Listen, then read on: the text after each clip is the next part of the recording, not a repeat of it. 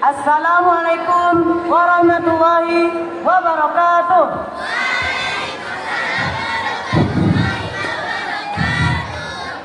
Perkenalkan, nama saya Dimas Syahrudah.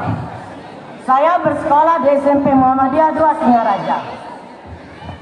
Hari ini saya akan menceritakan sebuah tokoh yang hebat.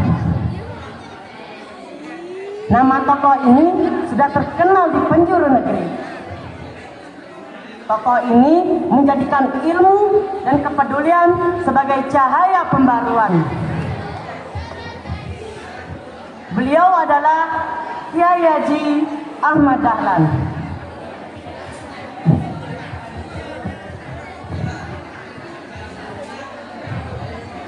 Di sebuah kampung kecil, yaitu Kauman, Yogyakarta, lahirlah sebuah anak yang bernama Muhammad Darwis.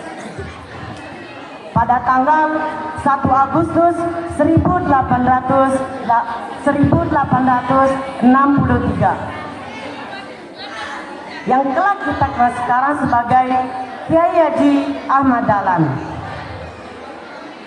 Dari kecil, Darwis sudah berbeda. Ketika anak-anak seusianya main layang-layang, Darwis duduk sendirian di sanggar kecil, membuka Al-Quran dan membaca dengan sungguh-sungguh, serta memikirkan mengapa dan bagaimana ajaran agama itu harus dijalankan. Hingga suatu hari, ketika Darwis sudah berumur 15 tahun, Darwis duduk termenung di serambi rumahnya, melihat matahari terbenam di ufuk barat, lalu menoreh ke arah masjid yang ada di kampungnya. Saat melihat masjid itu, ada satu hal yang mengganjal pikiran Darwis. Mengapa masjid itu kiblatnya tidak menghadap Ka'bah? Pertanyaan sederhana itu memicu perjalanan panjang dalam hidupnya. Ketika Darwis sudah berumur dewasa, Darwis memutuskan untuk pergi ke Mekah. Perjalanan jauh itu ia tempuh dengan semangat dan tekad yang kuat. Di sana ia berguru kepada para ulama-ulama besar, menuntut ilmu pengetahuan yang modern, serta mempelajari agama Islam yang lebih dalam lagi sesuai dengan tuntunan dari Rasulullah. Tak hanya menuntut ilmu, Muhammad Darwis juga mengubah namanya menjadi Ahmad Dahlan, tekad baru untuk perubahan. Saatnya Ahmad Dahlan pulang ke kampung halamannya. Saat tiba di kampung halamannya, Ahmad Dahlan siap merubah pembaharuan. Namun perubahan itu tidak mudah. Ketika ia ingin membenarkan arah kiblat yang ada di Masjid Kauman sesuai perhitungan astronomi, banyak orang yang marah. Loh, kok jadi apa? Ini tahun dipelajari puluhan tahun di tanah suci. Ahmad Dahlan dengan ketulusan hatinya menjawab dengan lembut. Saya hanya ingin kita beribadah lebih tepat. Bukankah agama mengajarkan kebenaran? Perlahan sebagian orang mulai mengerti. Namun sebagian orang lainnya tetap kekeh bahwasanya omongan Ahmad Dahlan itu menyimpang dan tidak benar. Tak sampai di situ, Ahmad Dahlan ingin mengajarkan hal yang lebih penting lagi. Ia merubah langgar kecilnya menjadi tempat belajar yang modern. Ia mengajari anak-anak miskin membaca Al-Quran, menulis, membaca, serta berhitung.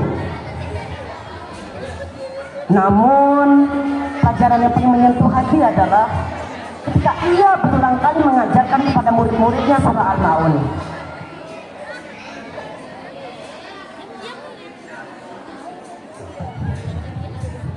وَيَمْنَعُونَ الْمَاعُونَ Sadaqallahul azim. Kiai, bukankah kita sudah lancar membacanya? Kenapa kita tidak pindah-pindah surah? Kiai Haji Ahmad Dahlan menjawab dengan lembut pertanyaan murid-muridnya.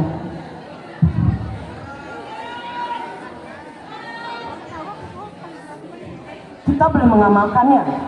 Ayo, cari anak-anak miskin dan anak-anak yatim. Kita bantu mereka.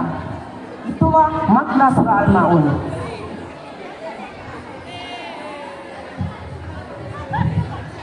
Kata-kata itu menampar banyak orang. Dari situlah cahaya kecil dari kaungan itu lahir. Dari langgar kecil yang sempit dan pengap, ini lahir pondok pesantren, madrasah, rumah sakit, sekolah, dan berbagai amal usaha lainnya yang hingga hari ini terus berjalan. Pada tanggal 18 November 1912, Kiai Haji Ahmad Dahlan mendirikan sebuah organisasi Islam, yakni Muhammadiyah, sebagai cahaya pembaruan di Nusantara. Hingga pada tanggal 23 Februari 1923, Kiai Haji Ahmad Dahlan mengembuskan nafas terakhirnya dengan mewariskan ilmu yang bermanfaat dan berbagai amal usaha yang bermanfaat bagi masyarakat. Dan begitulah, dari seorang anak kecil yang suka berpikir dan bertanya, ini berlahir seorang pembaru besar. Namanya kini dikenang bukan karena kekayaan, namun sebuah kedudukan.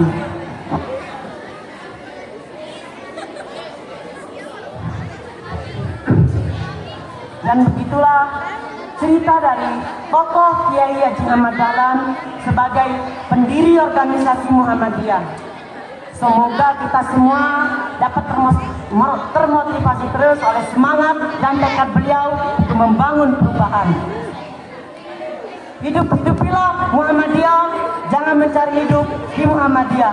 Wassalamualaikum warahmatullahi wabarakatuh.